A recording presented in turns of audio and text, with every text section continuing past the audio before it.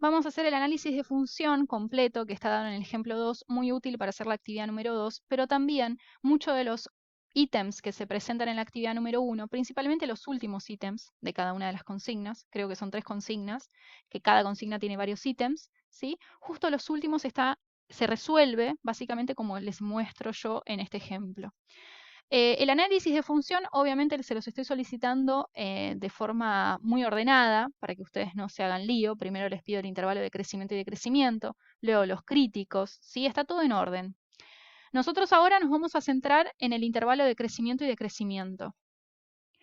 Vamos a tener que recordar, y les pido por favor que tomen el apunte teórico, inclusive los apuntes de ustedes, que el intervalo de crecimiento requiere evaluar cómo es la pendiente en determinados intervalos. ¿Sí? Yo acá no me están dando los intervalos, yo tengo un problema, porque me dicen determinar el intervalo de crecimiento y decrecimiento. Es decir, necesitamos, sin tener la gráfica de la función, poder identificar los intervalos que son de crecimiento y decrecimiento. Los tenemos que generar, y eso es mediante el uso de las derivadas. Como yo ya sé que este es un análisis de función completo, arranco el ejercicio haciendo las derivadas, la primera y la segunda. Fíjense que la segunda es la derivada de la primera, ¿sí? Por eso se llaman derivadas sucesivas, ¿sí? Yo derivo y luego hago la derivada de esa derivada que hice. Ahora, el intervalo de crecimiento y decrecimiento de una función está dado por los x críticos, por esos valores que anulan la derivada primera. Cuando yo digo derivada primera, también quiero que ustedes piensen en la pendiente de la recta tangente. ¿Qué sucede? Si una función aumenta, piensen en una parábola, ahí está. Una parábola cuyas ramas se dirigen hacia arriba. Si piensen en una parábola, ¿sí? Y en una parábola cuyas ramas se dirigen hacia arriba, y yo acá les marco el punto del vértice. Observen que si este es el eje, perdón, este es el eje X, ¿sí? Y este sería el eje Y, supónganse. Está claro que la rama izquierda de la parábola marca un decrecimiento de la función, ¿sí? La función disminuye. Y luego aquí marca un crecimiento, es decir, este intervalo hasta aquí es de decrecimiento y desde este valor hasta el más infinito es un crecimiento. Ahora, quiero que también tengan en cuenta que esos intervalos están siendo divididos por este valor, que es un mínimo. Y ustedes saben que los mínimos, ¿sí? Así como también los máximos, son un X crítico. Es decir, yo voy a generar un intervalo de crecimiento y decrecimiento debido a la existencia de un X crítico. Si la parábola fuese hacia abajo, esto es un máximo, es un X crítico. ¿Está claro? Allí la derivada primera vale 0. ¿Por qué? Porque la recta tangente tiene pendiente nula. ¿Y qué está pasando en esta función? Bueno, en el intervalo menos infinito hasta este valor, la función está aumentando, está creciendo. Y desde este valor hasta el más infinito de x, la función decrece. Es decir, en un caso u otro, el x crítico te separa un intervalo de crecimiento con el de decrecimiento. Te lo separa. Eso hace el X crítico. ¿Entienden ahora por qué mi objetivo será obtener un X crítico para definir el intervalo de crecimiento y decrecimiento? ¿Lo entienden? Entonces yo voy a tomar la derivada primera y la voy a igualar a 0. ¿Por qué? Porque el X crítico hace que la derivada primera valga 0. Yo para determinar un X crítico necesito despejar la X igualando la derivada primera a 0. Esto es por definición de derivada. Esto es la definición de derivada, porque la derivada es la pendiente de la recta tangente. Si la igualo a 0, yo lo que estoy planteando es la situación en donde tengo una recta tangente horizontal. Y eso sucede en el X crítico. Muchos van a decirme que esa es una ecuación cuadrática, y como es una ecuación cuadrática, van a querer despejar X aplicando la resolvente o la ecuación de Bhaskara. Bárbaro, la pueden aplicar. Siempre que tengan una ecuación cuadrática, van a poder aplicar Bhaskara o resolvente, como muchos le dicen. Otros me dirán, ¿puedo despejar X de ahí?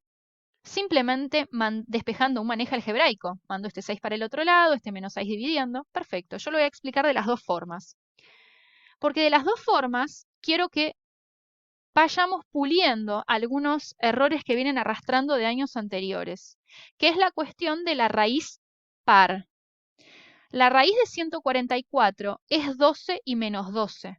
Por eso Bhaskara coloca en su ecuación un más menos, porque considera que el alumno siempre se va a olvidar que la raíz par tiene también como resultado el valor negativo. Cuando ustedes aplican Bhaskara y llegan a este momento, reemplazando el valor de b con mucho cuidado, AC cumpliendo con los paréntesis, tienen que dividir su resolución en dos. X1 pasa a ser aquel cálculo que ustedes decidan con un determinado signo. Yo decidí tomar el positivo para x1, ¿sí? Y x2 decidí tomar el negativo para la raíz. Es indiferente, pero tienen que separar su resolución. De esa manera, ustedes lo que están haciendo es calculando un x crítico, menos 1 y 1. ¿Cuál es la otra forma?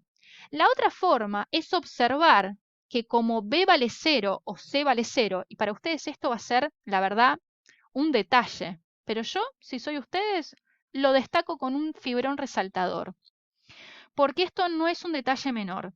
Si ustedes tienen que algún término de la cuadrática falta, pueden evitar la aplicación de Bhaskara o la resolvente, y realmente despejan X con un simple manejo algebraico. En este caso, yo veo que la ecuación cuadrática no está completa. Entonces, mando este 6 que no tiene X al otro lado. El menos 6 pasará dividiendo, porque está multiplicando a mi incógnita que quiero despejar. Menos 6 sobre menos 6 da 1. Y ahora viene el detalle. La potencia cuadrada pasa como raíz. Y la raíz de 1 no es 1, es más menos 1. Por favor, recuérdenlo.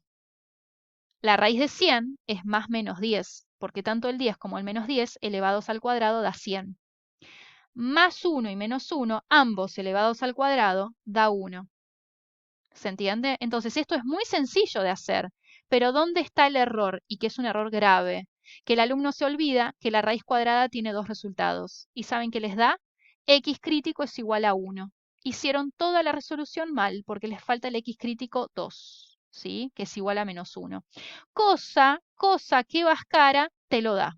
Es decir, para aquellos que por ahí dicen, uy, por ahí se me chispotea este detalle de la raíz cuadrada, les aconsejo utilizar la ecuación de Bhaskara, que con este detalle de más menos nunca se van a olvidar de los dos valores que da la raíz. Pero aquel que dice, lo aprendí, lo sé, me gustó, bueno, aplique el manejo algebraico, siempre y cuando la ecuación cuadrática esté incompleta. Y ahí lo podrán hacer. Se tienen que acordar de esto, ¿sí? Entonces, habiendo calculado el X crítico y teniendo en cuenta la definición, esto es puramente conceptual aplicado a la práctica, yo tengo que saber que en el X crítico mi derivada primera vale 0. ¿Se entiende? Dibujé una recta numérica haciendo una representación esquemática de la situación y planteo los intervalos. El primer intervalo que yo tengo va de menos infinito a menos 1. ¿Por qué? Viene desde el más allá y llega hasta el menos 1, que es mi primer crítico. Luego, el siguiente intervalo es el que pertenece entre menos 1 y 1. El 0 lo coloqué en la recta numérica para tener una escala, ¿sí? Pero no se marquen por el 0 porque no es un crítico. Yo marqué menos 1 como un crítico, está escrito acá, ¿sí? Entonces, entre estos dos críticos hay otro intervalo. Y desde el 1 hasta el más infinito tenemos otro intervalo, que no sabemos la característica de estos, ¿sí? No la sabemos. Por ahí esto es crecimiento, esto es decrecimiento, ¿sí? Vamos a evaluarlo. Pero ya hemos hecho un gran paso, que es determinar los tres intervalos. Los hemos construido y no conocemos la gráfica de la función, pero lo pudimos hacer. Primer detalle, ¿por qué coloqué paréntesis en menos infinito y más infinito? Porque el menos infinito y más infinito no pueden ser incluidos en un intervalo. ¿Y a qué voy con esto? Los intervalos pueden ser escritos en sus extremos con paréntesis o con corchetes. El menos infinito y más infinito, al no poder ser incluidos, porque yo no puedo incluir el primer número y el último número, porque los números son infinitos, no puedo usar corchete. Es decir, corchete se aplica siempre y cuando el número está incluido. Entonces, paréntesis, simplemente significa que el extremo no está incluido, solo pertenece. Yo no puedo utilizar corchetes para encerrar el infinito en un intervalo.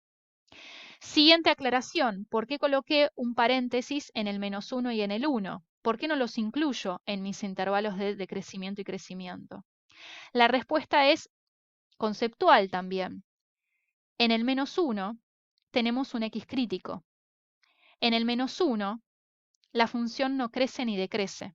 ¿Por qué? Porque es un x crítico. En el x crítico, la derivada primera es 0. La pendiente de la recta tangente es 0. No hay crecimiento ni decrecimiento en un crítico. ¿Se acuerdan? Esto lo vimos en el ejemplo número 1, ¿sí? Que yo les escribí acá. La derivada primera especializada en un valor dio 0. ¿Qué sucede? Es un punto crítico ese valor de x. La función no crece ni decrece en un x crítico. Entonces acá yo no puedo incluir el -1, porque en el -1 la función no crece ni decrece, es un crítico, me tienen que decir ustedes. No incluyo el 1 acá ni acá, porque el 1 es un crítico. La derivada primera especializada en 1 da 0. ¿Se entiende? No crece ni decrece. La estrategia ahora para definir si el intervalo es de crecimiento y decrecimiento es tomar un número que esté incluido en estos intervalos y reemplazar en la derivada primera. ¿Por qué? Porque yo sé que la derivada primera está íntimamente relacionada, por definición, con la pendiente de la recta tangente. Si la derivada primera es positiva, especializada en ese punto, significa que la pendiente es positiva, y eso me está indicando a mí un crecimiento de la función. Entonces, en este intervalo yo elegí el valor -2, podrían haber elegido el que quiera, menos el extremo. ¿Por qué? Porque el extremo no está incluido. Ustedes tienen que tomar un número que esté incluido en el intervalo. No tomen los extremos. Los extremos están escritos con paréntesis, no están incluidos. Cuando yo tomo x igual a -2, lo reemplazo en la derivada primera. Ni hice la cuenta. Ya me di cuenta que esta resta me va a dar un número negativo. Entonces, la respuesta completa es que en este intervalo la función decrece. Yo estoy utilizando la derivada primera como una herramienta matemática para determinar si este intervalo crece o decrece. Si en este intervalo la función crece o decrece, ¿sí? No estoy viendo si la derivada crece o decrece. Estoy utilizando la derivada primera como una herramienta. Lo que yo estoy haciendo es el análisis sobre la función. Atención con esto porque muchos alumnos se abatatan y escriben cualquier cosa. En este intervalo elegí, por ejemplo, el valor 0, me dio que la función crece. Sí, dice la respuesta completa, y en el siguiente la función decrece. Lo que yo obtuve es muy coherente. En un intervalo decrece, llega al crítico -1, luego la función crece, llega al crítico 1 y la función decrece. ¿Se entiende? Es muy coherente esto, no podríamos haber obtenido decrece, decrece y crece. Eso no es coherente, siempre es alternado.